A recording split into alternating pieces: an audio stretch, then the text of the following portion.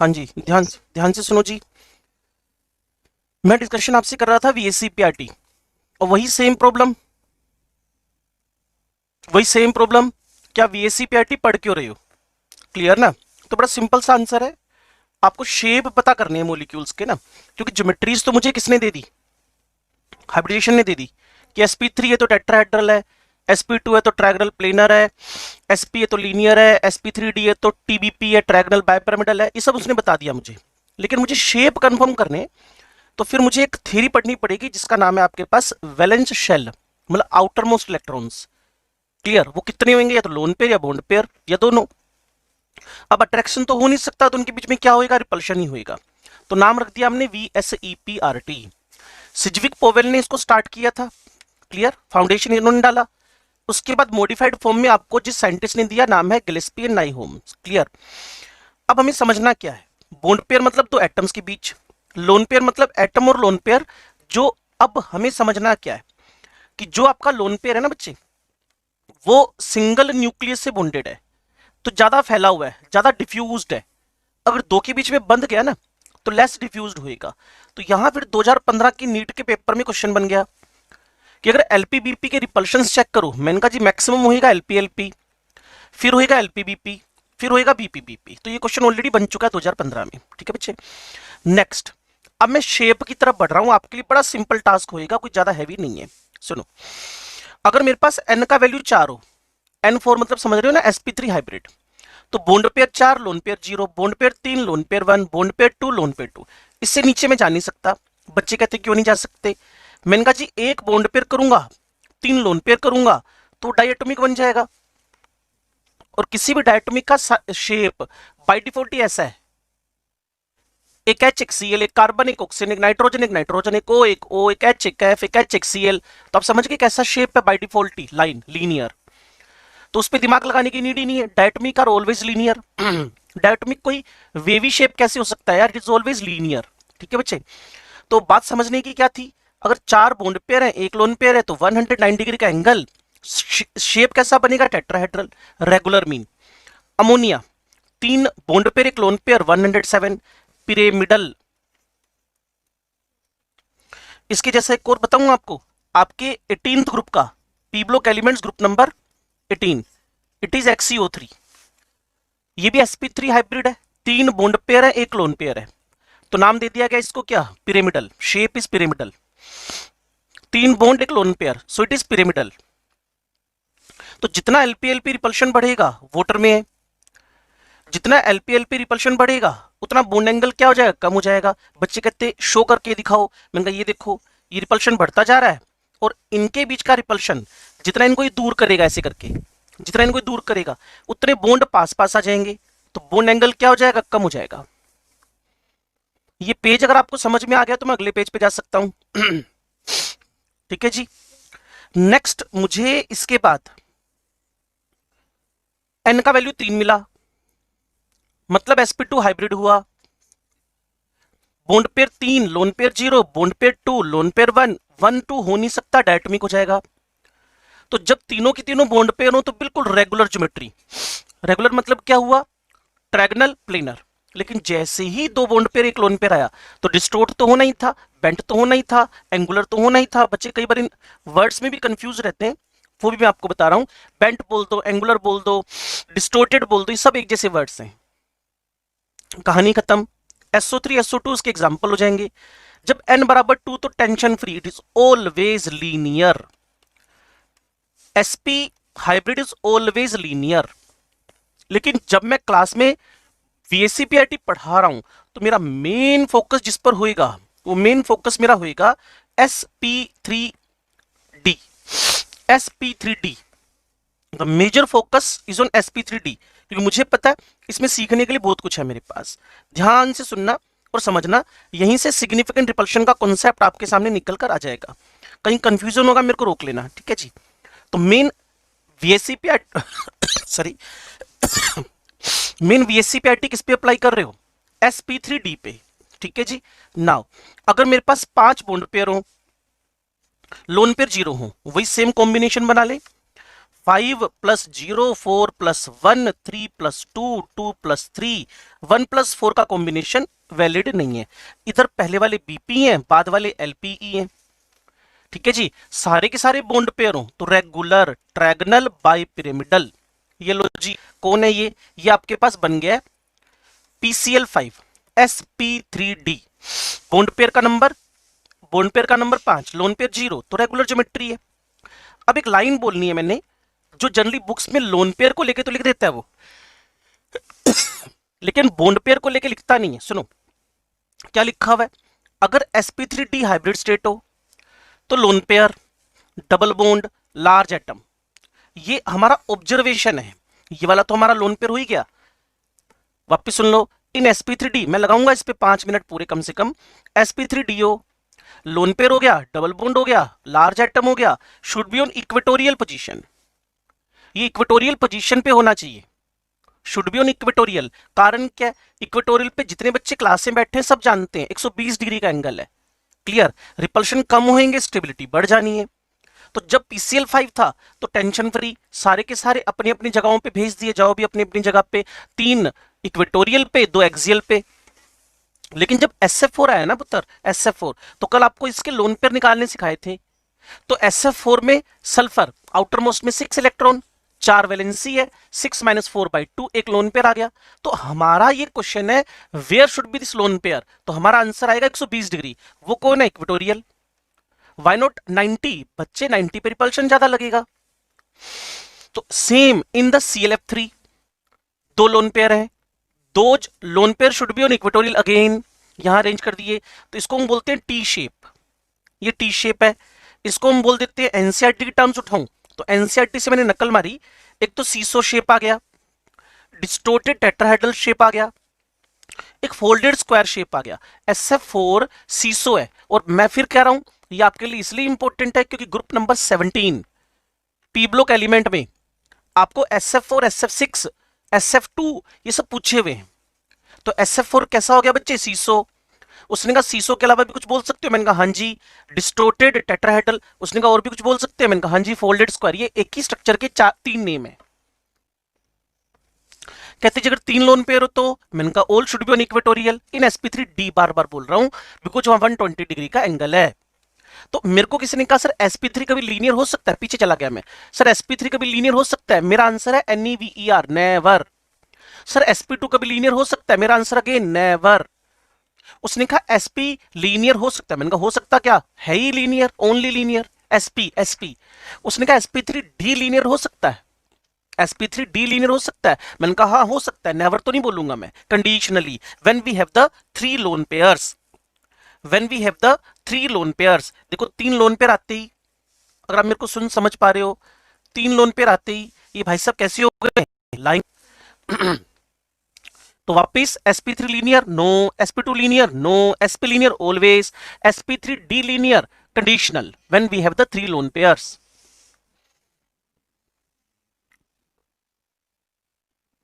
एकता प्रिया का माइक गड़बड़ है बच्चे, म्यूट कर लो, दूसरे बच्चों के कान में आवाज जाएगी, उनकी सुनने की क्षमता कम हो जाएगी। चलो जी, अच्छी बात है, आपने मेरी बात मान ली। हाँ जी, अगला क्वेश्चन मेरे पास यहाँ फिर PCl5 से रिलेटेड ही बन गया।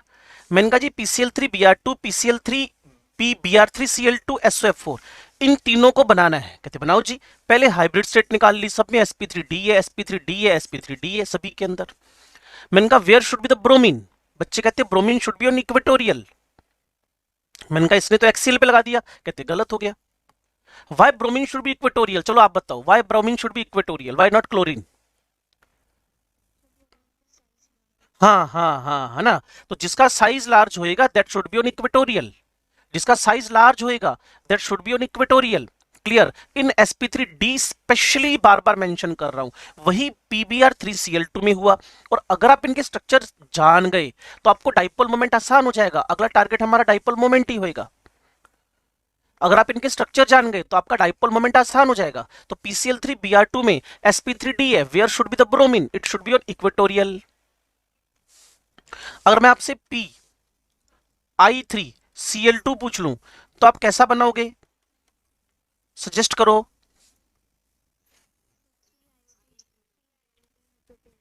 बस बात खत्म हो गई, ठीक है जी। और उसके बाद जब इसका डाइपोल मोमेंट निकालने चलोगे तो इसका रिजल्ट इधर होएगा, ये जीरो हो जाएगा, आमने सामने जीरो हो जाएगा, कुल मिलाकर ये डाइपोल मोमेंट क्या निकलेगा, जीरो। जिसको स्ट्रक्चर बनाना आता होगा, जिसको स्ट्रक्चर बनाना आता होगा वो इस पे काम कर पाएगा, नहीं तो फिर मुश्किल आएगी आपको। SF4 लास्ट रह गया। What type of structure should be of SO4 SO4 SOF4। तो SOF4 में सल्फर सेंटर में आ गया। सल्फर से ऑक्सीजन का कैसा बॉन्ड है, डबल बॉन्ड। डबल बॉन्ड कहां होना चाहिए, वापस वही कहानी। अगर sp3d है, मेरे ख्याल में अभी ये 10वीं बार बोल रहा हूं, अगर sp3d है it should be on equatorial. Large atom it should be on equatorial. Lone pair it should be on equatorial. ऐसा क्यों कर रहे हो, to decrease the repulsion increase the stability. ये सारा के सारा आपके पास कॉम्बिनेशन है। सारी इंफॉर्मेशन आपको इस 3 दिन के अंदर मैंने प्रोवाइड करवा दी है, मैक्सिमम इंफॉर्मेशन जितनी हो सकती है। अच्छा जी, अब तो ये फॉर्मेलिटी बच गई है, सिर्फ कोई बहुत हैवी गेम है नहीं। कहते जी अगर मेरे पास n इज इक्वल टू 6 हो, अभी मेरी VSC-PRT चल रही है बच्चे, अगर मेरे पास n बराबर 6 हो, मैंने कहा हाँ जी, bond pair 6, lone pair 0, bond pair 5, lone pair 1, bond pair 4, lone pair 2। इससे ज्यादा लोन पेयर करोगे 90 डिग्री पर स्ट्रक्चर अनस्टेबल बनने लगेंगे। इससे ज्यादा करोगे तो 90 डिग्री पर स्ट्रक्चर अनस्टेबल बनने लगेंगे। अच्छा, उसने कहा अगर मेरे पास सारे के सारे बॉन्ड पेयर हो sp3d2 में, अगर सारे के सारे बॉन्ड पेयर हो sp3d2 में, मैंने कहा रेगुलर मतलब ऑक्टाहेड्रल। उसने कहा ओके। अगर एक लोन पेयर हो, मैंने कहा जहां तुम्हारा मन करे, अगर एक लोन पेयर हो, मैंने कहा जहां तुम्हारा मन करे। कहते जी क्यों, मैंने कहा सारे तो 90 डिग्री पे। अगर आप चेक करना चाहते हो, एक आईटी का क्वेश्चन है और हमारे 427 बुक का आपको जो प्रैक्टिस बुक मिली है ना, उसका क्वेश्चन है। BRF5 लिख लो, क्लियर। ICL5 लिख लो, क्लियर। आगे जाकर 5.67 भी ऐसे क्वेश्चन है जिसमें x प्लस वाई का सम करवा रखा है उसने, क्लियर। सबसे पहले तो हाइब्रिड स्टेट निकाल ले।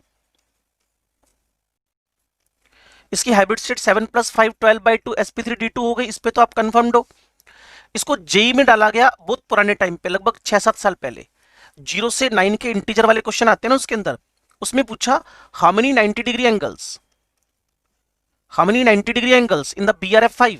तो इसका आंसर क्या निकला, 0। तो बच्चों ने श्योर क्वेश्चन तो पूछना ही था, सर वाई 0। तो सेंटर में किसको लिख दिया, BR को। फिर F को F को F को F को F को लोन पेयर को। सर लोन पेयर इक्वेटोरियल पे, मैंने तो कहा ही नहीं। लोन पेयर को जहां तुम्हारा मन करे वहां सेट कर दो, लोन पेयर जहां तुम्हारा मन करे वहां सेट कर दो। तो अब इनके बीच में सिग्निफिकेंट रिपल्शन लग रहे हैं, और अभी थोड़ी देर में बात आएगी सिर्फ 1-1.5 मिनट की कि सिग्निफिकेंट रिपल्शंस क्या हैं। तो मैंने बच्चों को बताना, significant repulsions are those repulsions which are applicable at 90 degree और less than 90 degree. Significant repulsions are those repulsions which are applicable at 90 degree और less than 90 डिग्री। तीसरी बार बोल रहा हूं, रिपल्शन हर एंगल पे लगता है, सिग्निफिकेंट रिपल्शन 90 पे या उससे कम लगता है। सिग्निफिकेंट मतलब क्या, सिग्निफिकेंट मतलब क्या, जो शेप बिगाड़ दे, स्ट्रक्चर बिगाड़ दे, डिस्टोर्शन लिया है, उसको बोलते हैं सिग्निफिकेंट। ठीक है बच्चे, तो सोचो यहां भी रिपल्शन है, यहां भी रिपल्शन है, यहां भी रिपल्शन है, यहां भी रिपल्शन है।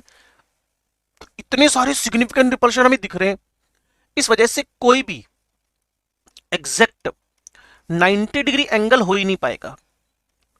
एग्जैक्ट 90 डिग्री एंगल इसमें कोई आ ही नहीं पाएगा। किसकी वजह से नहीं आ पाएगा, ड्यू टू स्ट्रॉन्ग रिपल्शंस। तो इस बेस पे आप 2 क्वेश्चन हमारी प्रैक्टिस बुक के सोल्व कर सकते हो कि BRF5 में 90 डिग्री एंगल एक भी नहीं है। जब 90 नहीं है तो 180 कौन देगा भाई, 180 भी नहीं है, रिपल्शन लग रहे हैं। क्लियर ना। तो चलिए वापस चलते हैं उस तरफ। मेरे को किसी ने कहा सर आपके 2 लोन पेयर आ जाए मान लो sp3d2 में, फिर वापस बोलो sp3d2 में। मैंने कहा जी sp3d2 में तो should be on any 2 opposite locations, कोई भी 2 अपोजिट। उसने कहा कोई भी 2 अपोजिट। मैंने कहा जी XCF4 करके देख लो, XCF4 करके देख लो। XCF4 करा तो sp3d2 है, हाँ जी है। कितने लोन पेयर है, 2 हैं।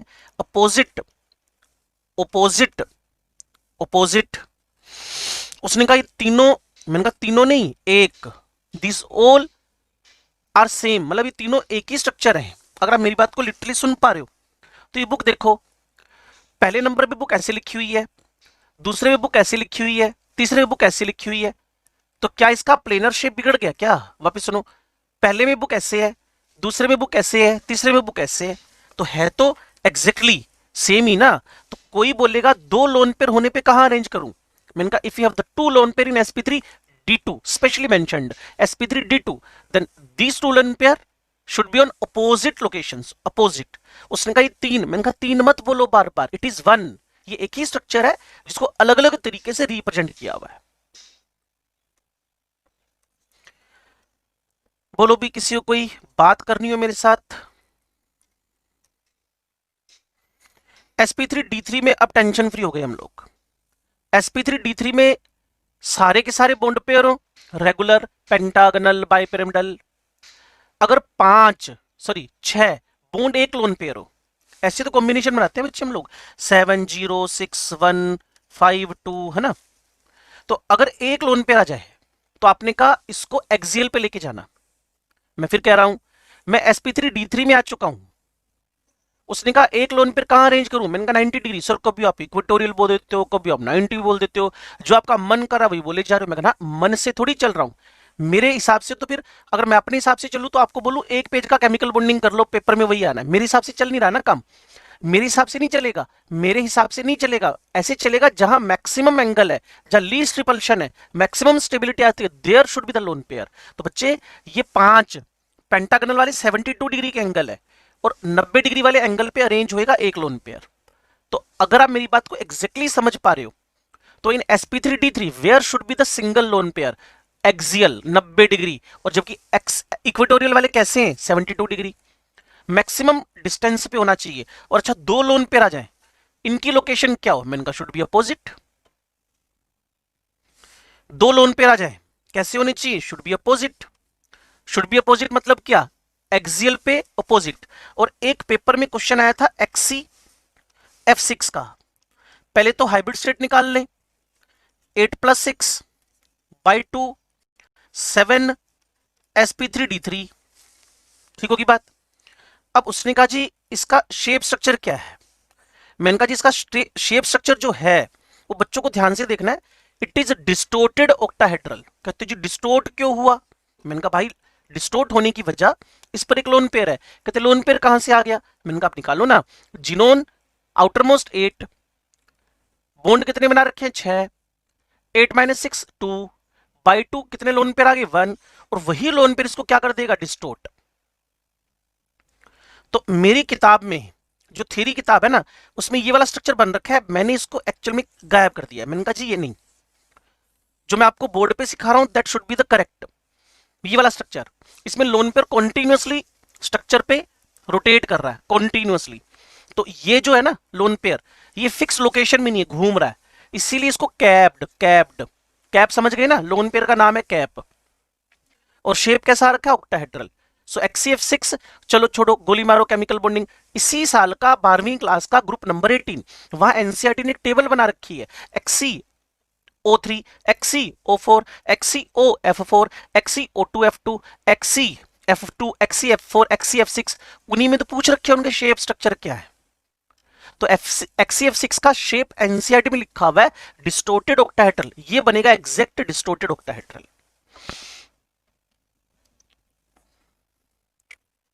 बोलो जी। अब मैं एक सिर्फ 1 मिनट का पूरी VSCPRT का रिवीजन कर रहा हूं, 60 seconds. Now start. Theory about the repulsions of lone pair which are in the outermost shell. We have the two type of lone pair electron pairs, lone pair, bond pair. Maximum repulsion of the lone pair, bond lone pair, then lone pair, bond pair, then bond pair, bond pair. Next, if we have the, ये question बन गया है, LP LP LP BP BP BP.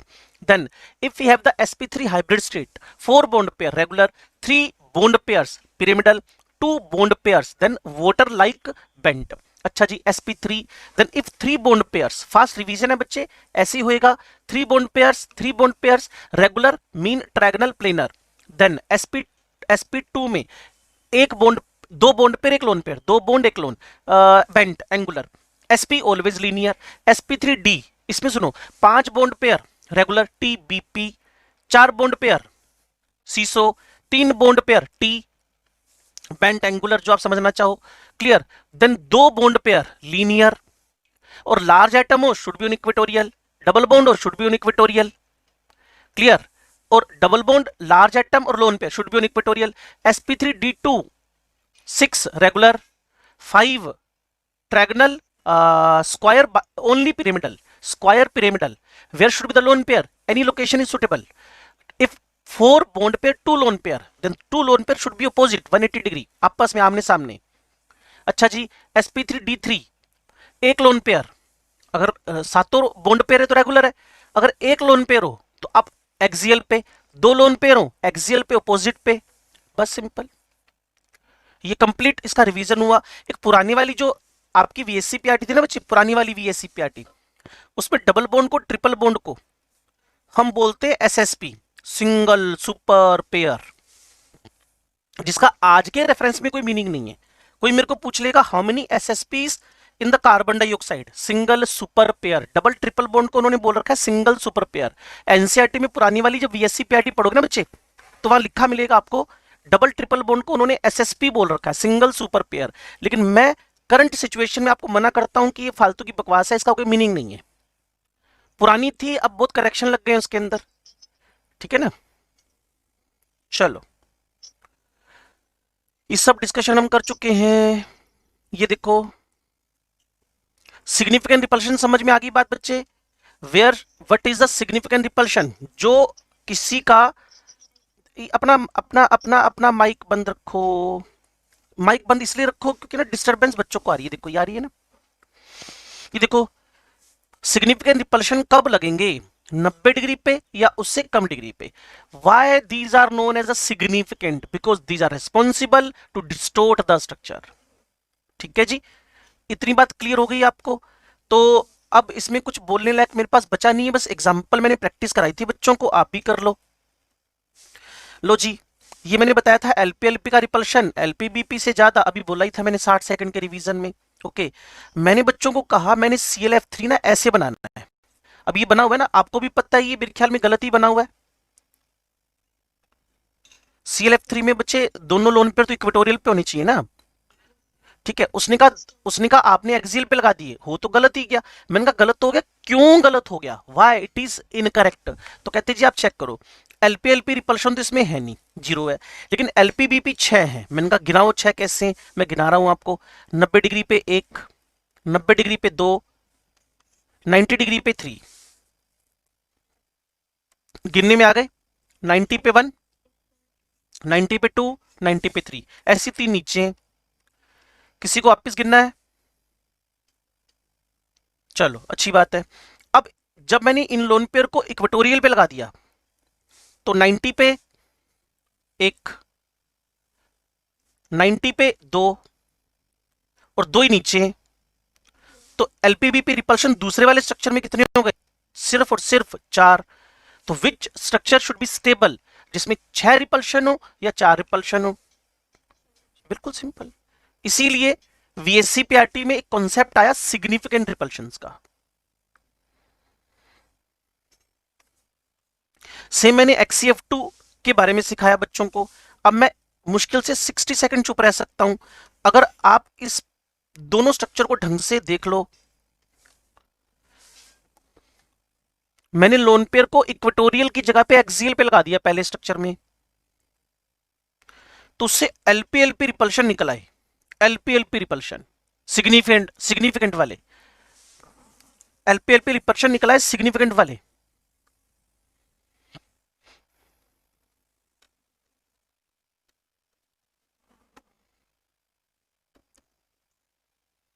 पता चल गया बच्चे? चलो, now very important topic that is dipole moment. ध्यान से सुनना एक एक बात को, जहां कंफ्यूजन हो मेरे साथ आ जाना। क्लियर? ये मैं पढ़ाई दूं या कोई डाउट लेना चाहते हो आप? चलो, सभी का ओपिनियन सेम है तो आगे बढ़ें। और मुझे तो लग रहा है कुछ बच्चे सो भी रहे हैं। सभी बच्चे हाथ खड़े करो फटाफट, 10 सेकेंड। हे भगवान, एक भाग ही गया, हाथ खड़ा करने के चक्कर में हाथ छुड़ा के भाग गया।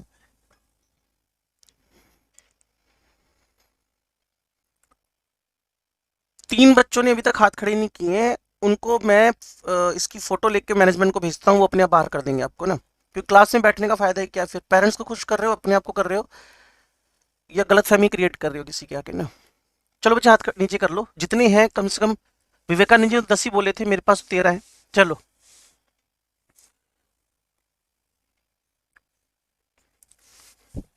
हाँ जी, डाइपोल मोमेंट, हर हेडिंग को लिखने के बाद दिमाग में एक ही बात जाएगी, हर हेडिंग को लिखने के बाद दिमाग में एक ही बात जाएगी, यार पढ़ा क्यों रहे हो यार डाइपोल मोमेंट। तो पहला आंसर तो आपको पता है क्या, पेपर में आना है ना। और दूसरा आप जल्दी जल्दी पकड़ के बात करो, तीसरे दिन ही, लोग 2-2 साल भी नहीं पकड़ पाते मेरे साथ ना। ठीक है। और दूसरा आंसर है कि हमें पोलैरिटी ऑफ मोलिक्यूल का मेजरमेंट करना है, पोलैरिटी ऑफ मोलिक्यूल। इसका फोकस पता है कितनी देर रखेंगे हम लोग, 10:10 हुए, 10:30 तक खत्म करना है। ठीक है। और क्वेश्चन फंसेगा ही नहीं, फिर इसको पढ़ लो मेरे साथ आके, बस 20 मिनट का टारगेट है इसका। और आपने 3 दिन में परफेक्टली केमिकल बॉन्डिंग खत्म कर लिया, जो पहले 7 दिनों में खत्म किया था बच्चों ने, उससे पहले 9 दिनों में खत्म किया था कुछ बच्चों ने, और उससे पहले कुछ बच्चों ने 18 दिनों में खत्म किया था।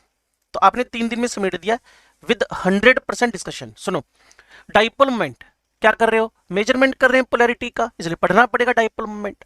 अगर किसी का डाइपोल मोमेंट 0 है उसको बोलते हैं नॉन पोलर। अगर किसी का नॉन जीरो है, जैसे आपके जैसे नॉन पोलर मतलब क्लोरीन हो गया, फ्लोरीन हो गया, ब्रोमीन हो गया, आयोडीन हो गया, ये नॉन पोलर है। ऑक्सीजन हो गया, नाइट्रोजन हो गया, दोनों एटम सेम है, दोनों एटम सेम है। अगर एटम डिफरेंट है, HF, HCl, HBr, carbonyl bond, cyanide bond, हाँ, तो उनका nature polar, polar plus minus हो गया, पोल्स बन गए उनपे, प्लस माइनस आ गए उनपे, पोल्स बन गए। उसने कहा डेफिनेशन पकड़ा दो मेरे को फटाफट डाइपोल मोमेंट की। मैंने कहा जी वेक्टर क्रॉस प्रोडक्ट, फिजिक्स वाला क्रॉस प्रोडक्ट, एक होता है डॉट प्रोडक्ट स्केलर, और एक है डॉट प्रोडक्ट की जगह क्रॉस प्रोडक्ट। तो हमारा जो डाइपोल मोमेंट है वो क्रॉस प्रोडक्ट है, वेक्टर क्वांटिटी है, वेक्टर क्वांटिटी। कहते जी डेफिनेशन क्या दें, मैंने कहा cross product of charge and distance, charge and distance. मैंने कहा क्यू क्या है, चार्ज है, डी क्या है, डिस्टेंस है। यूनिट्स पे चलते हैं, आप स्मार्ट हो सारे बच्चे। एम के यूनिट बनेगी coulomb into metre, C capital M small लिख देना, coulomb into metre. CGS unit बनेगी ईएसयू इंटू सेंटीमीटर, कूलम की जगह पे ईएसयू और मीटर की जगह पे सेंटीमीटर। और इसकी जगह एक यूनिट और चलती है Debye, DBYE is the name of scientist. Dubai नहीं बच्चे, डिबाई, डिबाई, DBYE। कोई बच्चा दुबई बोल रहा है, DBYE, DBYE, it is the name of scientist. और अगर आपने स्टेट्स ऑफ मैटर पढ़ा हो, 11वीं क्लास का चैप्टर है, तो उसमें डिबाई फोर्सेस पढ़े होंगे आपने, कीजम फोर्सेस, लंदन फोर्सेस, उसमें डिबाई फोर्सेस होते हैं ना। चलो जी, उसके बारे में बात करेंगे, पक्का श्योर बात करेंगे। अच्छा जी, तो मेरे को नेक्स्ट में माइक बंद कर लो, एकता प्रिया। हाँ जी, तो मैंने आपको यूनिट्स का इंटर कन्वर्जन सिखाया, क्लियर। तो मैंने कहा जी दो चार्ज हैं, प्लस माइनस है, प्लस प्लस है, माइनस माइनस, जो भी है चार्ज है। मान लो उनके बीच की डिस्टेंस 1 एंगस्ट्रम है, मान लो उनके बीच की डिस्टेंस 1 एंगस्ट्रम है, 10⁻⁻10 मीटर है। चार्ज के दो वैल्यूज है मेरे पास, चार्ज के दो वैल्यूज है। एक तो कूलम में 1.6 इंटू 10⁻⁻19, और दूसरा बच्चों को शायद याद होए, जनरली मैंने देखा याद नहीं होता है, 4.8 इंटू 10⁻⁻10 इलेक्ट्रोस्टैट यूनिट। ये सीजीएस है, पहले वाला एमकेएस है, दूसरे वाला सीजीएस है। अगर मैं एमकेएस पुट करता हूं, अगर मैं एमकेएस पुट करता हूं तो 1.6 इंटू 10⁻⁻29 कूलम इंटू मीटर बन गया। अगर मैं सीजीएस पुट करता हूं तो 4.8 इंटू 10⁻⁻18 ईएस इंटू सेंटीमीटर बन गया। अगर मैं एमकेएस पुट करूं तो पहला वाला, अगर मैं सीजीएस पुट करूं तो दूसरा वाला, एमकेएस सीजीएस, एमकेएस सीजीएस। अब कन्वर्जन जो जनरली हमारी केमिस्ट्री में आ जाता है, clear, 1 coulomb into metre is equal to, तो 1.6 का 4.8 में डिवाइड, तो 3 आ गया। 10⁻⁻18 में 10⁻⁻29 का डिवाइड 10⁻11 आ गया। तो एक कूलम इंटू मीटर में, एक कूलम इंटू मीटर में कितने ईएसयू इंटू सेंटीमीटर हैं, तो मेरा आंसर है 1 कूलम इंटू मीटर में, क्लियर, 1 कूलम इंटू मीटर में मेरे पास जो ईएसयू इंटू सेंटीमीटर है वो है 3 इंटू 10⁻11। तो पहले वाली यूनिट क्या हो जाएगी बच्चे, एमकेएस, दूसरी वाली यूनिट क्या हो जाएगी, सीजीएस। ठीक है जी। तो इस पूरे पेज पे क्या इंफॉर्मेशन अगर ढंग से सीखना चाहते हो, mu is equal to q into d, coulomb into metre, ES into centimetre and debye, और कोई इंफॉर्मेशन इस पेज पे नहीं है। पढ़ाते हुए तो सारी बातें बतानी पड़ेंगी, लेकिन कंक्लूसिव 3 सेकंड का एक्सट्रैक्ट क्या निकलेगा, और ये हर चैप्टर की आदत डाल लो, केमिस्ट्री नहीं हर सब्जेक्ट में आदत डाल लो कि मेरे को एक पेज पढ़ने के बाद काम की बात क्या निकली। Q into d, ESU into centimetre, coulomb into metre and debye, और 1 डिबाई के अंदर 10⁻⁻18 ईएसयू इंटू सेंटीमीटर। जब चाहूंगा 10⁻⁻18 ईएसयू इंटू सेंटीमीटर को हटा के वहां कैपिटल डी डिबाई लिख दूंगा। बोलो जी।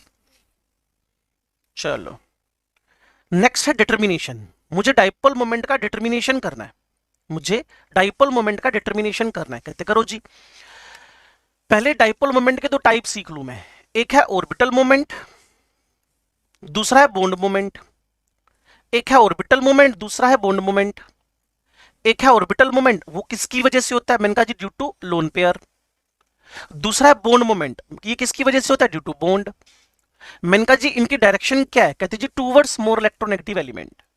नाइट्रोजन हाइड्रोजन में जो ज्यादा इलेक्ट्रोनेगेटिव है वो कौन है, नाइट्रोजन। तो डायरेक्शन किस तरफ कर दी, towards nitrogen, towards nitrogen, towards nitrogen. और अगर आप शेप पकड़ पाओ लोन पेयर का, ये शेप ऐसा है बलून जैसा, तो direction of the lone pair किस तरफ होती है, just towards the lone pair, just towards the lone pair. Clear ना। अगर आप इस बातों को एग्जैक्टली समझ पा रहे हो तो कहते जी म्यू के टाइप, मैंने कहा जी orbital bond, orbital moment lone pair की वजह से, बॉन्ड बॉन्ड की वजह से, डायरेक्शन टूवर्ड्स मोर इलेक्ट्रोनेगेटिव। इतनी बात अगर समझ में आए तो उसने कहा जी मुझे डिटर्मिनेशन में डायटोमिक मॉलिक्यूल सीखने हैं। मैंने कहा दुनिया का सबसे आसान काम पूछ लिया आपने मेरे से, difference of electronegativity directly to mu.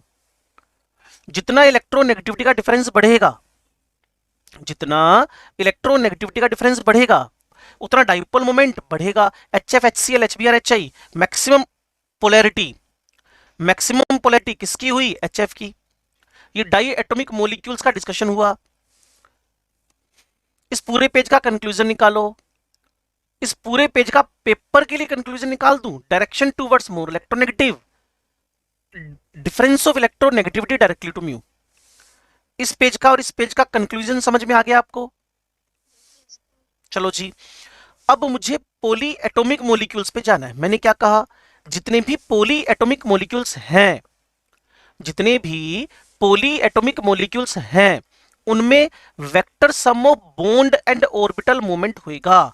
जितने भी मेरे पास पॉली एटॉमिक मॉलिक्यूल्स हैं उनमें बीएम और ओएम का सम डाइपोल मोमेंट होएगा, वेक्टर सम। जितने भी मेरे पास पॉलीएटॉमिक मॉलिक्यूल्स हैं उसमें बॉन्ड और ऑर्बिटल मोमेंट का जो वेक्टर सम होएगा वो क्या होएगा, डाइपोल मोमेंट। मैंने कहा ठीक है जी। सबसे पहले मैं ए पार्ट पे आ गया, सबसे पहले मैं ए पार्ट पे आ गया।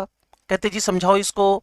मैंने कहा जी ए पार्ट में ज्योमेट्री अगर शेप के बराबर है, जैसे भी कर रहे थे ना बच्चे हम लोग, methane, PCl5, SF6, IF7, BF3, BCl3, है ना। तो शेप और ज्योमेट्री बराबर है, रेगुलर है, कोई लोन पेयर नहीं है सेंट्रल पे। एक बार फिर, ज्योमेट्री शेप बराबर है, रेगुलर शेप है, कोई लोन पेयर नहीं है सेंट्रल पे। तो और सराउंडेड एटम सेम है, लाइक CH4। देखो CH4 को समझाता हूं, सेंट्रल पे कोई लोन पेयर नहीं है। अच्छा तो काउंट करके देख लो, तरीका बता रखा आपको। हाँ, क्या शेप रेगुलर है, हाँ जी, लोन पेयर ही नहीं है, तो ये तो टेट्राहेड्रल है, ऐसा ही होना चाहिए sp3। तो पहली बात, ज्योमेट्री शेप बराबर, हाँ, रेगुलर, हाँ, लोन पेयर ना, सराउंडेड आइटम सेम, हाँ। अब क्या होएगा, इनका डाइपोल मोमेंट ऑलवेज 0। कोई मैथमेटिकली कैलकुलेशन नहीं करेंगे, फिर तो एंगल वेंगल रख के एक फॉर्मूला बनेगा, भी बताने वाला हूं थोड़ी देर में। तो CH4 SiH4 BF3 BCl3 BCl2 ethyne SF6 PCl5 IF7, जितने भी मॉलिक्यूल देखो बस मेरे स्टेटमेंट को पकड़ लेना। ज्योमेट्री शेप बराबर है, लोन पेयर सेंट्रल पे नहीं है, और सराउंडेड एटम सेम है, डाइपोल मोमेंट 0।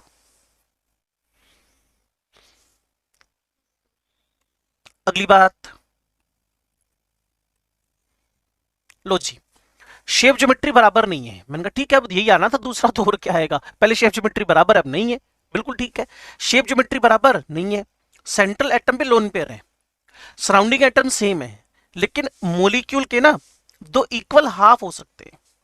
जैसे इस मॉलिक्यूल को XCF4 को XCF4 को XCF4 को जिस एंगल पे काटना चाहो कट जाएगा इक्वल पार्ट्स में, चाहे तो वेक्टर सम से कर लो, इसका वेक्टर इधर है, इसका वेक्टर इधर है, इसका वेक्टर इधर है, इसका वेक्टर इधर है, इसका वेक्टर इधर है, इसका वेक्टर इधर है, और डायरेक्शन पे देखोगे ये कैंसिल, ये कैंसिल, ये कैंसिल, तो डाइपोल मोमेंट क्या आ गया, जीरो। मैंने उसके लिए एक सिंपल सा एक तरीका बना दिया, मैंने उसके लिए एक सिंपल सा तरीका बना दिया कि ज्योमेट्री शेप बराबर है। मैंने कहा ना ना ना ना बिल्कुल नहीं है, ज्योमेट्री कैसी होनी चाहिए, ऑक्टाहेड्रल।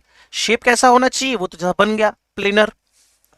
मैंने कहा क्या मॉलिक्यूल के तो इक्वल हाफ हो रहे हैं, हाँ जी। कहते जी हर एक्सिस पे हो रहे हैं, डायगोनली, हॉरिजॉन्टली, क्लियर, वर्टिकली, दो इक्वल हाफ हो रहे हैं, तो बस म्यू जीरो लिखो और छुट्टी पाओ। एक्ससीएफ फॉर एग्जांपल है।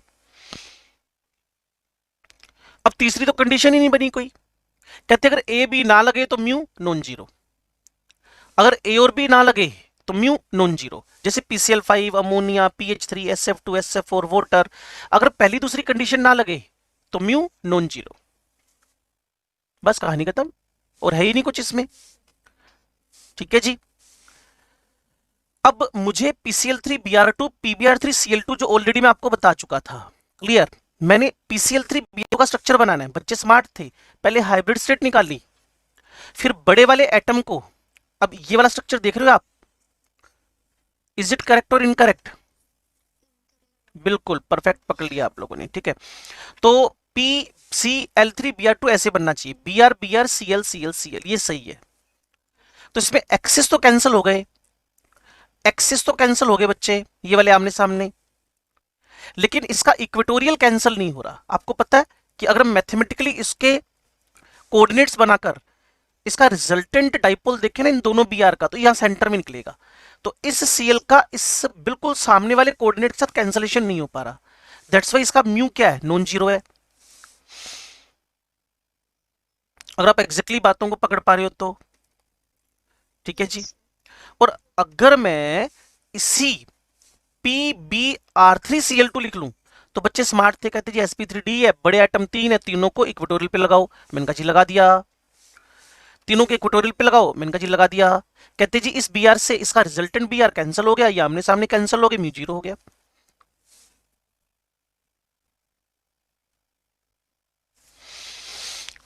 ऐसे BF3, इस BF का इस BF120 वालों का रिजल्टेंट इधर है, तो ये आपस में कैंसिल हो गए, तो BF3 का डेवलपमेंट तो ऑलरेडी हम पिछले रूल से सीख चुके हैं, जीरो आ रहा है। ये PMT में आया, कहते जी NF3 NH3 कंपेयर करो, मैंने कर देते हैं, इसमें क्या बहुत बड़ा पंगा है। नाइट्रोजन नाइट्रोजन दोनों पे एक एक लोन पेयर, एक एक lone pair, F F F H H H। तो आप अभी थोड़ी देर पहले सुनकर आए हो कि डायरेक्शन ऑफ डाइपोल मोमेंट क्या होना चाहिए, towards fluorine, towards fluorine, towards fluorine. इसमें towards nitrogen, towards nitrogen, towards nitrogen. और लोन पेयर के डायरेक्शन के बारे में किसी को कोई शक नहीं होएगा आई थिंक। तो सोचो इसका दोनों का डायरेक्शन क्या हो गया, अलग अलग, इसमें सब एक ही तरफ चल पड़े। तो जब PMT में मेरे को क्वेश्चन पूछा गया कि NF3 NH3, तो कुछ बच्चे बिना पढ़े गए थे, कहते जी पोलर बॉन्ड यहां ज्यादा है, इसको ज्यादा डाइपोल मोमेंट वाला पोलर लिखकर आ गए। कुछ लोग कॉन्सेप्ट के साथ गए थे, कहते जी वेक्टर सम है, किसी मॉलिक्यूल के अंदर पोलर बॉन्ड हो सकते हैं। वापस सुनो भाई, एक असर्शन रीजन मुझे याद आ रहा है एम्स का, अब तो एम्स रहा नहीं बेचारा, क्लियर ना, लेकिन मुझे याद आ रहा है एक लाइन, वो कह रहा जी किसी मॉलिक्यूल के अंदर पोलर बॉन्ड्स हैं लेकिन डाइपोल मोमेंट जीरो है। मैंने कहा क्यों नहीं हो सकता, PCl5 देख लो, 5 पोलर बॉन्ड है, PCl PCl PCl PCl, लेकिन नेट डाइपोल मोमेंट क्या निकल रहा है इसका, जीरो। तो पोलर बॉन्ड होना ज्यादा डाइपोल मोमेंट को इंडिकेट करता है, ऐसा ऑलवेज तो होने वाला है नहीं कभी भी। तो आपके दिमाग में ये PMT का क्वेश्चन सेट हुआ, NF3 NH3 वाला। चलो जी बहुत अच्छी बात है, ये देखते ही समझ जाओगे, इस पर तो हमें काम नहीं करना, 12वीं तो हमें पढ़नी नहीं है। अगर 12वीं पढ़नी हो तो उसमें अराइल हैलाइड, क्लियर ना, उसके अंदर ortho Meta para dichloro benzene, okay. तो उसके लिए मैंने अब फॉर्मूला लिखा जो मुझे पीछे लिखना चाहिए था, क्या, root mu one square plus mu two square plus 2 mu one mu two cos theta. ये शायद तुम पढ़ते हो फिजिक्स में formula, mu is equal to root mu one square plus mu two square plus 2 mu one mu two cos theta, ठीक है जी। और मैंने बच्चों को बताया जब ऑर्थो फॉर्म है तो 60 डिग्री का एंगल है। बच्चे कहते कैसे है, मैंने कहा इस 360 के 4 टुकड़े कर लो, 6, तो 60 60 60 60 60 ईच, तो अपने आप ही समझ में आ जाएगा कि ऑर्थो में 60 डिग्री एंगल है, मेटा में 120 डिग्री एंगल है, पैरा में 180 डिग्री एंगल है। तो बच्चों को समझाते हुए मैंने mu square to mu one, अब देखो ना ये दोनों बॉन्ड तो सेम ही थे, तो मान लो इसका डाइपोल मोमेंट में 1 रख देता हूं, इसका डाइपोल मोमेंट में 1 रख देता हूं, तो यहाँ 1 स्क्वायर 2 1 1 cos 60, सुन पा रहे हो, 1 2 1 इंटू 1, क्लियर। तो ये 1 ये 1 ये 2, और cos 60 का वैल्यू कितना था आपके पास, cos 60 बता दे यार, 1/2, तो 1/2 था, 2 से 2 कैंसिल हो गया, तो मैंने म्यू का वैल्यू तो 1 ही रखा हुआ था, तो √3 1.732 वैल्यू आ गया, 1.732 वैल्यू आ गया, अगर आप मुझे एग्जैक्टली सुन पा रहे हो और समझ पा रहे हो तो ठीक है जी। उसके बाद मैंने इसको मेटा पे लेकर गया, तो बाकी सब सेम रहा, यहां -½ आ गया 120 की जगह, तो ये वन आगे 2, तो आंसर मेरे पास 1 + 1 है, और ये 2 × 1 1 है, तो मेरे पास एग्जैक्टली 2 तो कट ही गया था, तो सिर्फ क्या बच गया, 1 बच गया, तो 1.732 से 1 कम है। अब इसमें सारा सारा कैंसिल हो गया, 180 का वैल्यू -1 होता है। क्या ये सारी बातें वापस बताऊं, 60 half, cos 120 -½ cos 180 -1, carbon chlorine bond का डाइपोल मोमेंट हमने म्यू मान लिया, वैल्यू पुट की, तो पहले वाला 1.7, दूसरा वाला 1, तीसरे वाला 0, ऑर्थो का मेटा से, मेटा का पैरा से, डाइपोल मोमेंट ज्यादा निकला, ठीक है जी। इसी को लेकर आपके अराइल एल्काइल एडमिन के एमपीबीपी डिसाइड हुए।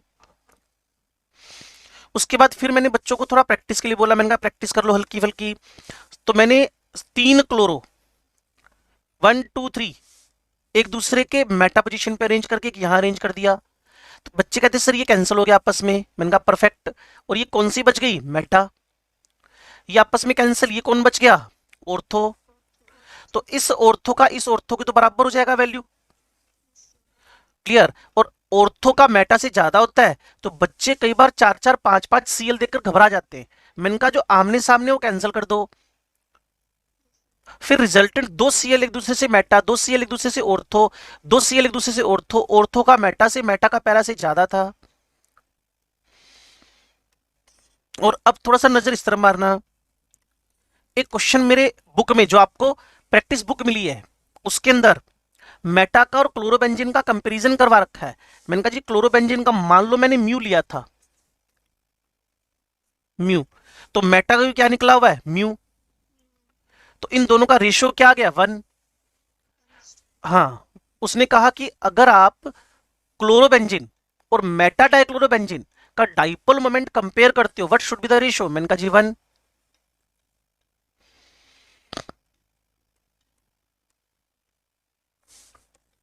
क्यों जी। अब एक इमीडिएटली बच्चे ने क्वेश्चन पूछ लिया, कहते सर सारे पैरा 0 होते हैं, मैंने कहा किसने कहा, बिल्कुल नहीं, कहते क्यों नहीं होते, सारे पैरा 0 होते हैं, मैंने कहा बिल्कुल नहीं होते, कहते क्यों नहीं होते, मैंने कहा जी सारे पैरा इसलिए 0 नहीं होते क्योंकि अभी तक जो मैं स्ट्रक्चर बना रहा था वो एक लाइन में आ रहे थे, इन 1 लाइन, लेकिन जब मैं हाइड्रोक्सी मिथोक्सी एसएच ऐसे स्ट्रक्चर रखूंगा ना बच्चे, तो ये एक दूसरे के साथ आमने सामने लाइन में sp3 हाइब्रिड होने की वजह से लीनियर स्ट्रक्चर नहीं बन पाएगा, एक लाइन में नहीं आ पाएगा। जब ये लाइन में ही नहीं आ पाएगा एक दूसरे के, तो म्यू 0 नहीं होएगा, it is known as a paraquinol. ये स्ट्रक्चर आपके पास क्विनोल का है, और क्विनोल में दोनों ऑक्सीजन ऊपर नीचे 1,4 वाले sp3 हैं, नॉन प्लेनर है, इसीलिए इसका म्यू कभी भी 0 नहीं करना है। तो रट्टा मारे, मैंने तो कहा ही नहीं रट्टा मारने के लिए, मैं कह रहा हूं कि अगर एफ आमने सामने हो, सीएल आमने सामने हो, क्लियर, अगर आपके पास OH OH आमने सामने हो, तो पहले 2 केस में तो म्यू 0 करो, बाद के 2 केस में म्यू 0 नहीं करना है। क्यों नहीं करना है, क्योंकि एक लाइन में नहीं है, वेक्टर सम हो ही नहीं रहा 0, उनका कैंसलेशन ही नहीं हो रहा आमने सामने उनका।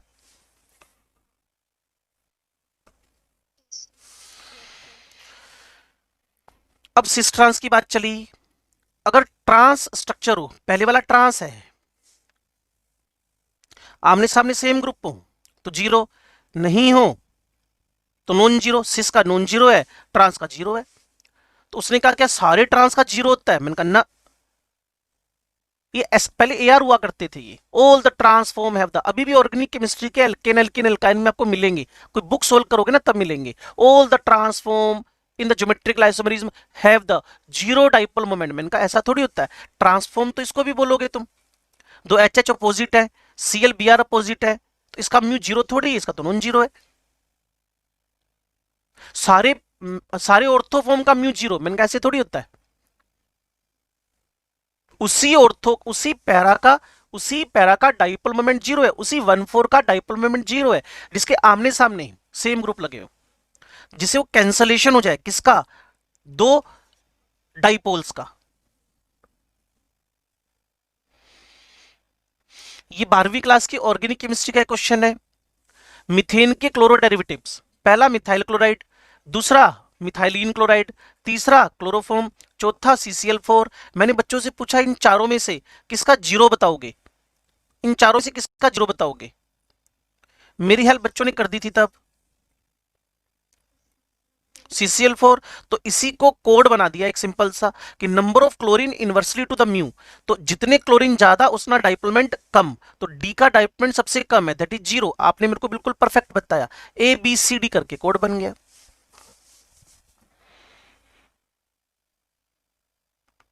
ये 12वीं क्लास के क्वेश्चन को यहां पिक किया हमने ना जानबूझकर, जिससे तुम कनेक्ट कर पाओ चीजों को। एक्चुअल में 12वीं में है ना तुम्हारे +2 में हेलो डेरिवेटिव्स, तो हेलो डेरिवेटिव्स के अंदर मीथेन के ये हेलो डेरिवेटिव्स हैं, मोनोक्लोरो, डाइक्लोरो, ट्राइक्लोरो, टेट्राक्लोरो। तो उसमें जीरो बच्चे ने जैसे ही बताया मेरे को ट्रिक समझ में आ गई कि number of chlorine inversely to mu. Zero सिर्फ एक ही का है। कुछ बच्चे बोलते हैं मेरे को कि सर मिथाइलिन क्लोराइड भी जीरो है, तो दो एच सामने, अरे टेट्राहेड्रल स्ट्रक्चर है भाई, आमने सामने कैसे चले जाएंगे? CH2Cl2 आमने सामने कैसे चले जाएगा? स्क्वायर प्लेनर थोड़ी है। ठीक है जी। तो इसके बाद हम अपनी टाइम लिमिट क्रॉस कर चुके हैं 2 मिनट। मैंने कहा था 20 मिनट में पूरा करेंगे, लेकिन सारी बातें बतानी थी, तो 2 मिनट हमारा टाइम लिमिट क्रॉस हो गया, कोई बात नहीं। लेकिन एंडिंग में आ गए हम लोग। किसी के परसेंटेज आयनिक करेक्टर निकालने हो on the behalf of dipole moment, if you want to calculate the percentage ionic character on the behalf of dipole moment, तो mu observed by mu calculated into 100। यहां बच्चे फिर फंस गए, कहते सर म्यू ऑब्जर्व क्या? मैंने कहा पेपर वाला देगा, पेपर वाला देगा। मान लो किसी एक स्ट्रक्चर का, मान लो ये एक AB मॉलिक्यूल है, मान लो एक AB मॉलिक्यूल है, इसका डाइपोल मोमेंट मुझे वो 1.2 डी डिवाई दे रहा है, 1.2 डिवाई दे रहा है। मैंने कहा ठीक है, ये म्यू ऑब्जर्व हो गया। अब बच्चे फिर फंस गए, सर म्यू कैलकुलेटेड। मैंने कहा इन दोनों के बीच की डिस्टेंस 1 एंगस्ट्रम दे रखी थी, इन दोनों के बीच की डिस्टेंस 1 एंगस्ट्रम दे रखी थी। तो अब आप कैलकुलेट करो। कहते सर डिस्टेंस तो दे रखी थी, चार्ज तो दिया ही नहीं। मैं नहीं, चार्ज तुम्हें अपनी तरफ से लेना है। क्या 1.6 इंटू 10⁻⁻19 कूलम, या 4.8 इंटू 10⁻⁻10 ESU? तो बच्चों ने ऊपर कूलम ESU इंटू सेंटीमीटर देखा, बच्चों ने ऊपर 1.2 डिवाई 10⁻⁻18 ESU इंटू सेंटीमीटर देखा, तो नीचे 4.8 इंटू 10⁻⁻18। सर ये कहां से आ गया भाई? ये कौन है? चार्ज। डिस्टेंस क्या है? -8। जब कैलकुलेट किया तो 100/4 100/4, 25% इसमें कैसे करेक्टर आ गए? आयनिक करेक्टर। अब इसमें कोई आपको लग रहा है कि आप फंस गए हो कहीं पर, तो डिस्कशन करना।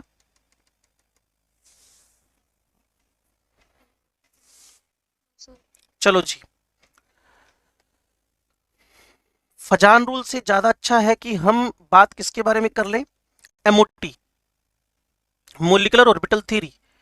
ठीक है जी, ये लो जी, MOT मोलिकुलर ऑर्बिटल थ्योरी। ध्यान से सुनना भाई, इसका मेन टारगेट पता है क्या होएगा? बच्चे सुनो, फिर वही बात, किसी भी हेडिंग को लिखने के बाद, किसी भी हेडिंग को लिखने के बाद ये पूछा जाएगा भाई इसको पढ़ क्यों रहे हो? तो मेरा आंसर है VBT के जो थोड़े बहुत ड्रॉबैक थे ना, VBT का एक ही ड्रॉबैक था, मैं भूल गया यार, मैंने बताया तो था तुम लोगों को, क्या था मैं भूल गया। VBT का ड्रॉबैक था, पता नहीं क्या था। महान जनता भी भूल गई, क्या बात है, ये तो चुनावी वाद्य हो गए। नेताजी भी भूल गए, जनता भी भूल गई। वही जनता को तो याद रखने हैं। हाँ, हाँ, magnetism of the diatomic molecules और आयंस, ये वीबीटी ने एक्सप्लेन नहीं किया। कुल मिलाकर वीबीटी ने मुझे मैग्नेटिक कैरेक्टर नहीं समझाए, तो आज उसी का टर्न आया है क्या कि हमें बॉन्ड ऑर्डर, इसके अलावा मैग्नेटिज्म भी समझना है, इसीलिए हम एमओटी पढ़ने लगे। नहीं तो भाई डायटोमिक मॉलिक्यूल तो पहले समझ में आ चुके, हम क्यों पढ़ रहे हैं अब? क्लियर ना? तो मैग्नेटिज्म समझने के चक्कर में इतनी बड़ी थ्योरी को हमें पढ़ना पड़ रहा है। तो ध्यान से सुनो एक एक बात को। Given by Hund and Mulliken, given by Hund and Mulliken, concept है लीनियर कॉम्बिनेशन, कॉन्सेप्ट है लीनियर कॉम्बिनेशन, कॉन्सेप्ट है linear combination of AOs, linear combination of atomic orbitals, atomic orbitals का मिक्स कर जाना, मिक्स कर जाना। और इसमें ना हाइब्रिडेशन के रूल लगेंगे, जितने एओ मिक्स करेंगे, सर एओ क्या है? एटॉमिक ऑर्बिटल्स, उतने ही एमओज बनेंगे, जितने एओज मिक्स करेंगे उतने ही एमओज बनेंगे, और बस इसमें इनकी आइडेंटिटी खत्म। जबकि वीबीटी में अगर आपको याद हो, वीबीटी में अगर आपको याद हो, उन्होंने अपनी आइडेंटिटी मेंटेन रखी हुई थी, वीबीटी में उन्होंने अपनी आइडेंटिटी मेंटेन रखी हुई थी, जबकि एमओटी में वो अपनी आइडेंटिटी खत्म कर देंगे। सुन पा रहे हो? तो अब इसको समझाने के लिए ना एलसीएओ, किसके घर में आत्मा जाग गई भाई? शाश्वत के घर से आवाज आई थी। क्या कर रहा है भाई तू? है लैपटॉप पे बैठे शाश्वत, या शाश्वत, शाश्वत था शिवम?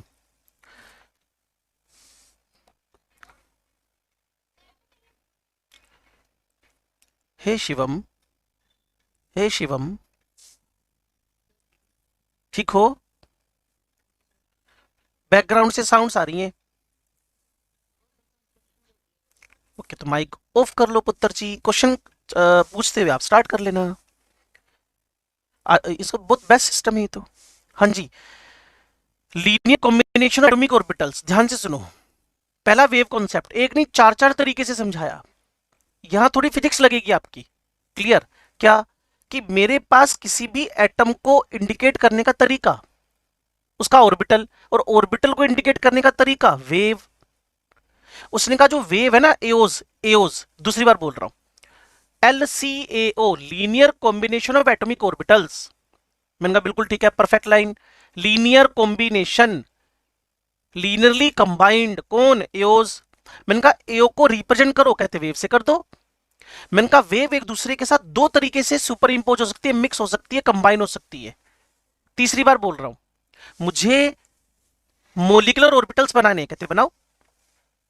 मैंने कहा दो एटम मर्ज किए, कहते दो क्यों, तीन क्यों नहीं? मैंने कहा तीन का काम कर चुके हैं, उसका नाम है हाइब्रिडेशन। दो का काम ही करना है, दो से ऊपर जाना नहीं है। VBT MOT, VBT MOT, H2O2, C2P2, जो भी है डायटोमिक मॉलिक्यूल्स, एटम साइंस, बस और कुछ नहीं। मॉलिक्यूल्स और आयंस, दो एटम्स कंबाइन किए तो दो वेव्स कंबाइन की। दो वेव्स के कंबाइन करने का फॉर्म क्या हो सकता है? एक कंस्ट्रक्टिव, दूसरा डिस्ट्रक्टिव। क्रेस्ट से क्रेस्ट मिले और क्रेस्ट से ट्रफ मिले। जब क्रेस्ट से क्रेस्ट मिलेगा, क्रेस्ट से क्रेस्ट मिलेगा तो कंस्ट्रक्टिव है, क्रेस्ट से ट्रफ मिलेगा तो डिस्ट्रक्टिव है। तो कंस्ट्रक्टिव में एम्पलीट्यूड बढ़ गया और डिस्ट्रक्टिव में एम्पलीट्यूड घट गया। तो जो कंस्ट्रक्टिव था, जिसका नाम ही कंस्ट्रक्टिव हो, उसने बीएमओ, बॉन्डिंग मोलिकुलर ऑर्बिटल बनाया, और जो डिस्ट्रक्टिव था उसने ABMO, anti bonding molecular orbital बनाया। क्लियर ना? जो कंस्ट्रक्टिव था उसने कहा जी दूसरा मॉडल। मैंने कहा दूसरा इससे भी आसान है। सुनो, ये हमने इस बार एक टेस्ट में पूछा था बच्चों से, साई बीएमओ, साई एबीएमओ, ये क्या कहते हैं? मैंने कहा दो का मर्जिंग होना या तो कंस्ट्रक्टिव वे या डिस्ट्रक्टिव वे। देखो बच्चे, एक तरीका था फोटो में समझाना, दूसरा मैथमेटिकली समझाना। एक कंस्ट्रक्टिव वे, दूसरा डिस्ट्रक्टिव वे। उसने कहा जी कंस्ट्रक्टिव हो, तो मैंने कहा जी ऑर्बिटल। अगर आपको स्ट्रक्चर ऑफ एटम का एक हल्का सा कॉन्सेप्ट आता है, साई वेव है, साई स्क्वायर ऑर्बिटल है, अगर हल्का सा पता है तो, नहीं तो मैंने बताना है आपको अगले राउंड में। Size wave, size square, size wave, size square is a orbital. तो मुझे इस ऑर्बिटल को लिखना था तो मैंने दोनों का स्क्वायर कर दिया, साई ए साई बी का भी स्क्वायर हो गया। फिर मैंने मैथमेटिकली इस बाइनोमियल को ओपन कर लिया, साई ए स्क्वायर एक्सपेंड कर लिया, psi B square two psi A square psi B minus two psi B. बच्चे कहते हैं प्लस का मतलब क्या है, मैंने कहा कंस्ट्रक्टिव ओवरलैपिंग। और माइनस टू साई बी का मतलब क्या है, ये है डिस्ट्रक्टिव मतलब रिपल्शन। तो बीएमओ वापिस जा रहा हूं पीछे, बॉन्ड बनना, एबीएमओ बॉन्ड बनने का अपोज करना। दूसरी बार वट मीनो प्लस टू साई बी, दो न्यूक्लियस के बीच में क्लाउड बढ़ना। और वट मीनो माइनस टू साई बी, दो न्यूक्लियस के बीच में इलेक्ट्रॉन क्लाउड घटना।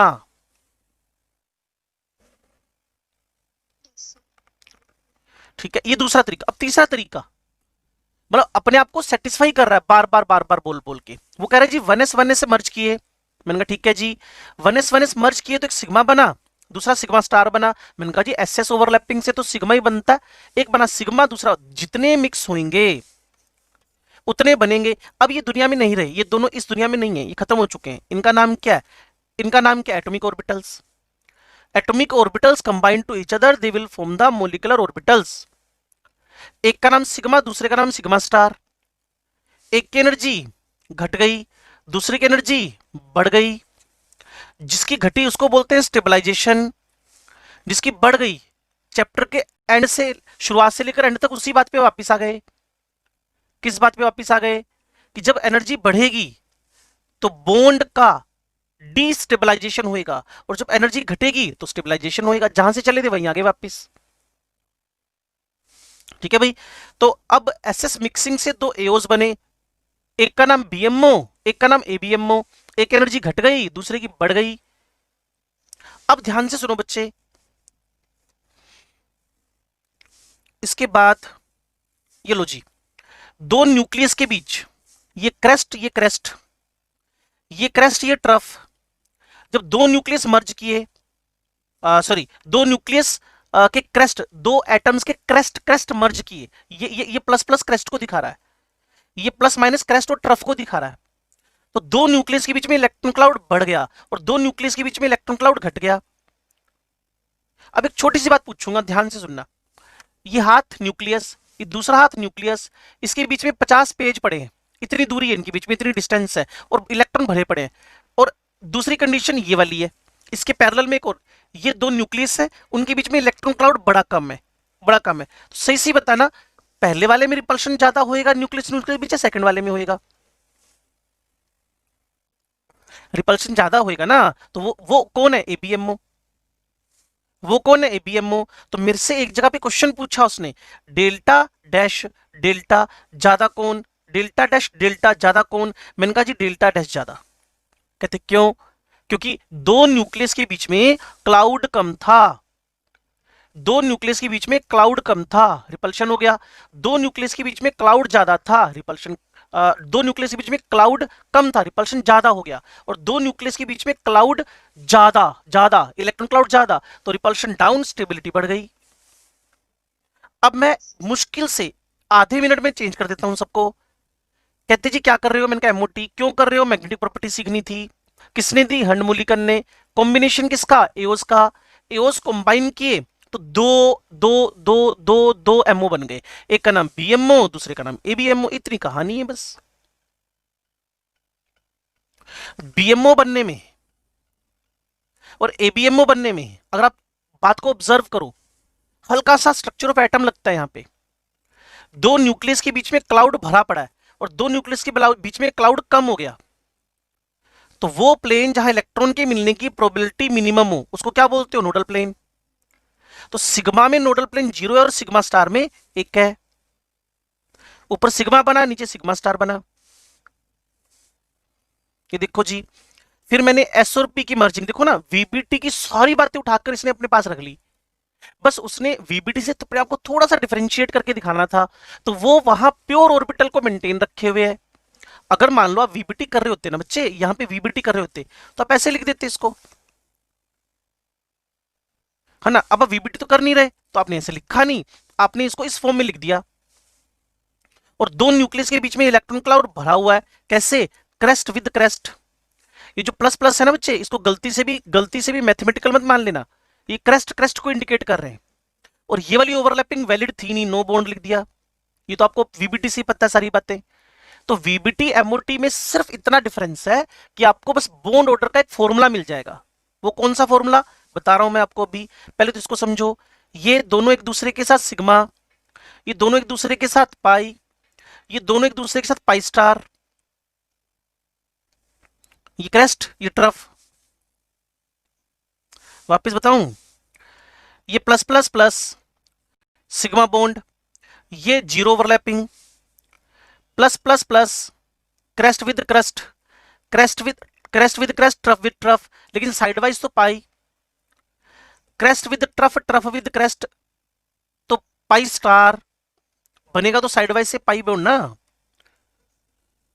ऐसे ऐसे आपको शेप स्ट्रक्चर देके आपसे क्वेश्चन पूछेगा वो। अब जो बात कहना चाहता हूं उस पे आ जाओ। दो न्यूक्लियस के बीच यहां पर अबो बिलो तो क्लाउड है, बीच में तो नहीं है ना, यहां क्लाउड है, तो यहां एक एनपी बन गया। जबकि इनमें तो एक तो यहां बना ही बना, यहां भी रिपल्शन लग गया। तो sigma sigma star pi pi star में फिर मैंने बच्चों को कहा जी ये वाला पेज भी डिलीट कर दो, ये वाला पेज भी डिलीट कर दो, मेरी इस टेबल को रख लो बस। Sigma sigma star pi pi star 0112, paper से पहले रिवीजन हो जाएगा। 0112 ये इसके नोडल प्लेन्स हैं। किसी को ये नोडल प्लेन वापस चेक करवाने हो तो मेरे साथ आ जाओ। किसी को ये नोडल प्लेन चेक करवाने हो कि यार हमें समझ नहीं आए, तो फोटो देख लो एक बार। मैं 30 सेकंड का आपको स्पेस दे रहा हूं।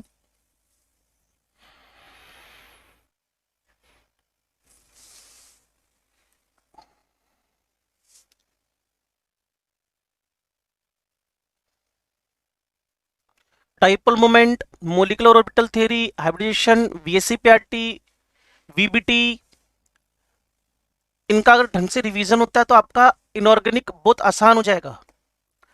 बोलो जी, नोडल प्लेन्स का ये टेबल आपको एग्जैक्टली समझ में आ गया? 0112 sigma sigma star pi pi star 0112।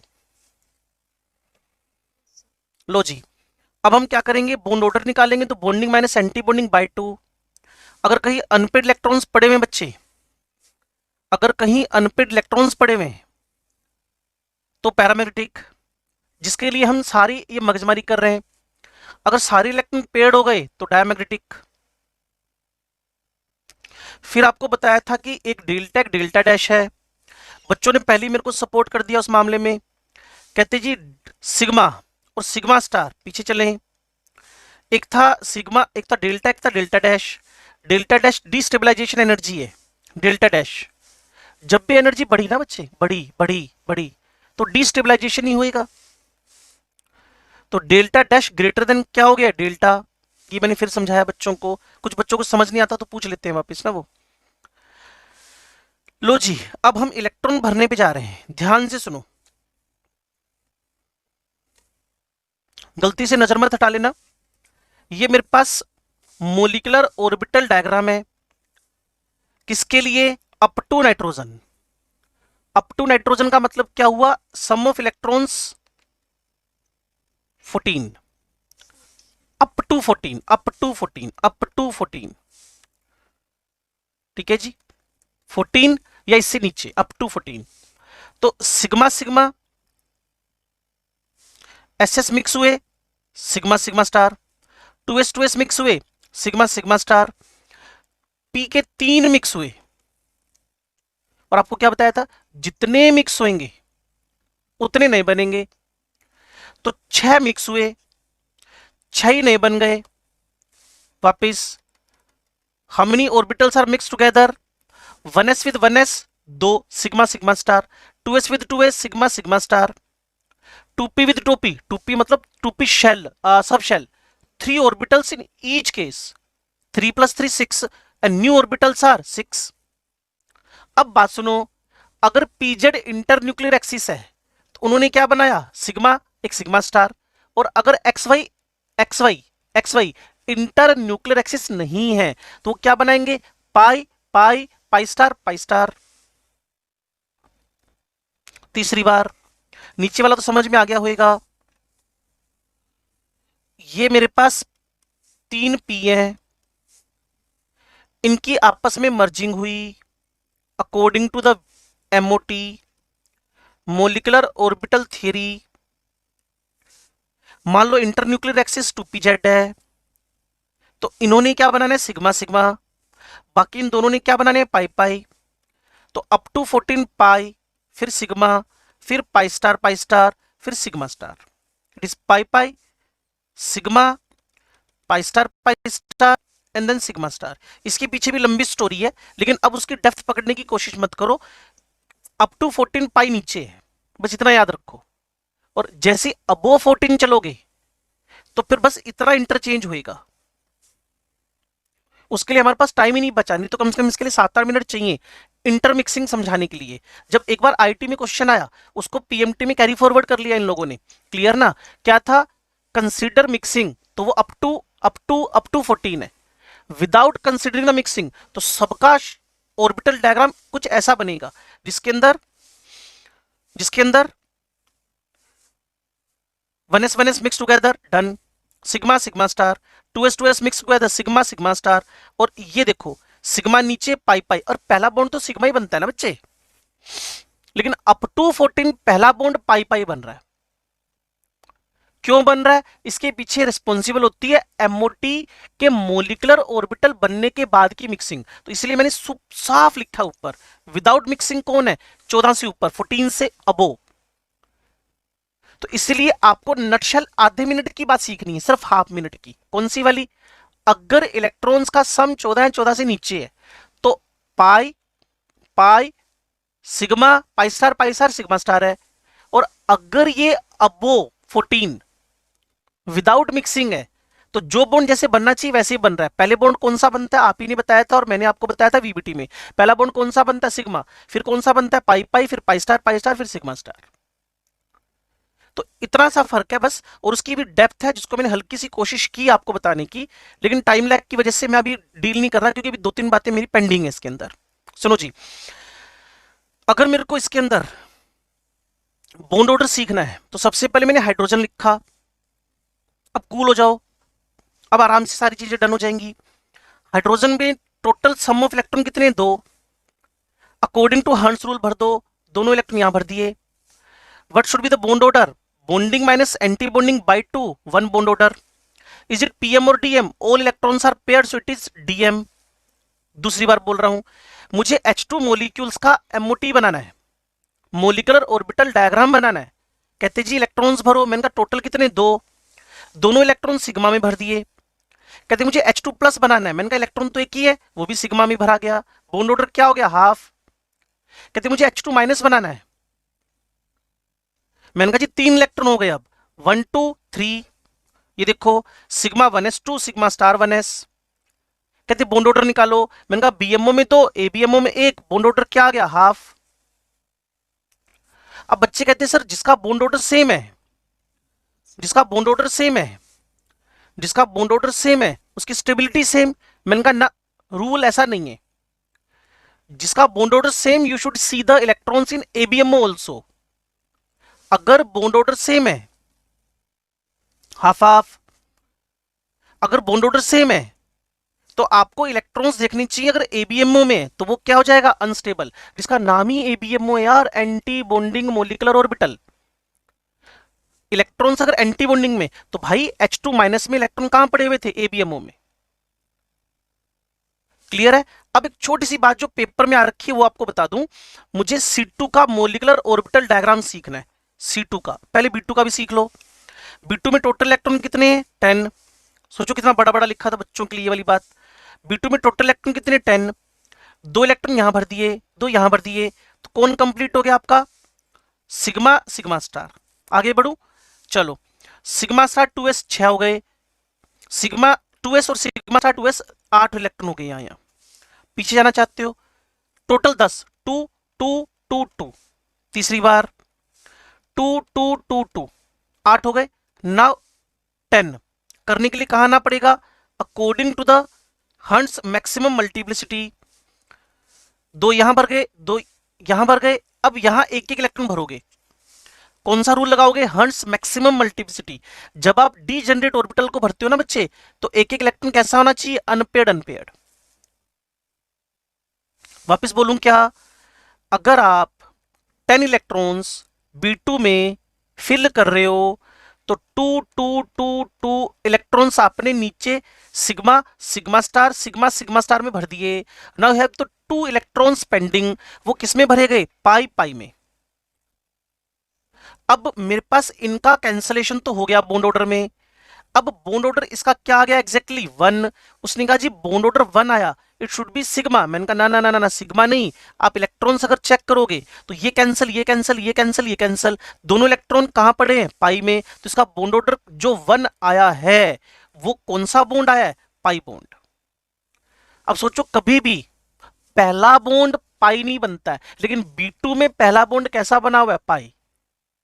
और ये भी पीएमटी में आ रखा है, C2 में भी बॉन्ड ऑर्डर 2 है, और दोनों बॉन्ड कैसे हैं? पाई।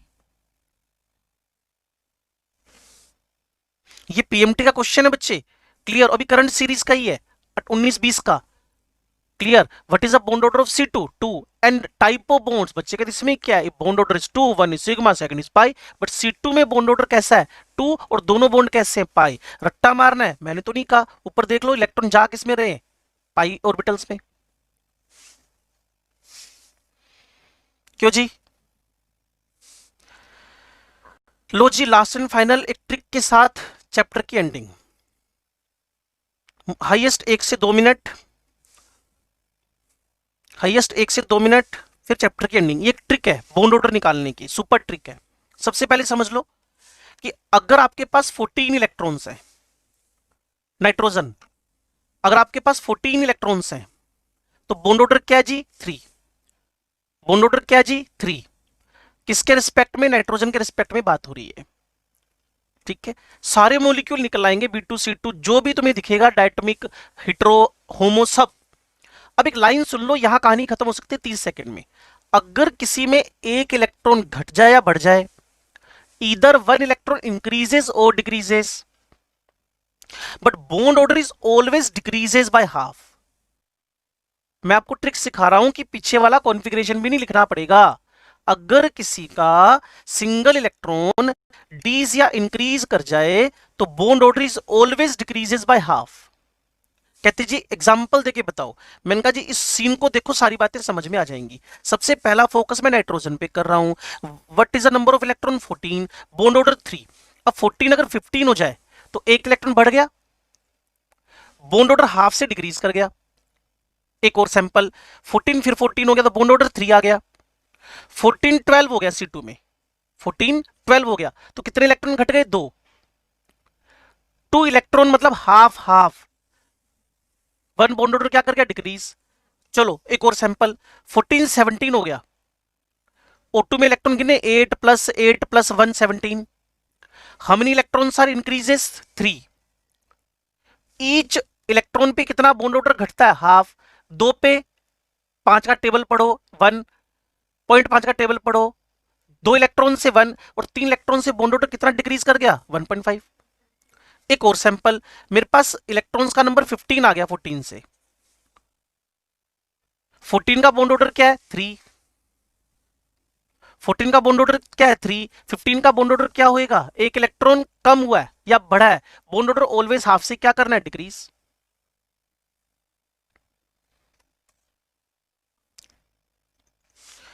मेरी टाइम लिमिट खत्म हो गई है भाई, 3 मिनट ऊपर चला गया। अगली क्लास मेरी 11 बजे स्टार्ट है। इस ट्रिक को अगर आप स्क्रीनशॉट लेके बैठ जाओ, उसके बाद अगर आप कोई डिस्कशन करना चाहते हो तो व्हाट्सएप पे इक्का दुक्का मैसेज डाल देना, फिर मैं आपको इसका वापस एक्सप्लेनेशन दे सकता हूँ। ठीक है जी, टाइम लिमिट मेरी खत्म हो चुकी है ना, इसको देख लेना एक बार। ओके,